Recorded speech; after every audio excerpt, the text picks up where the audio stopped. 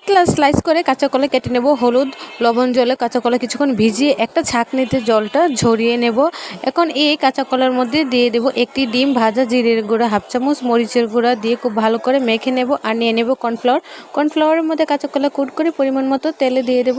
আর কর্নফ্লাওয়ারের মধ্যে ভেজে নিলে কিন্তু এটা খুবই মুচমুচে ক্রিস্পি হয়।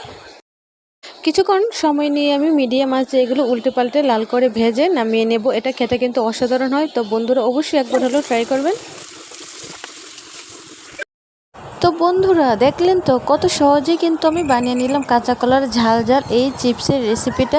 আর এই চিপসটা এতটাই মুচমুচে হয় যে এইভাবে যদি আপনারা বানান। তো এই চিপসের মধ্যে আমি এখন দিয়ে দেব ম্যাগি মশলার 1 প্যাকেট। তো এই মশলাটা দিয়ে খুব ভালো করে মেখে নেব। তো ছোটো থেকে বড় সকলের অনেক পছন্দের হবে কিন্তু এই রেসিপিটা। আর সকাল বিকাল যে কোনো সময় বানিয়ে নিতে পারেন ঝটপট। তো রেসিপিটা ভালো লাগলে অবশ্যই লাইক কমেন্ট শেয়ার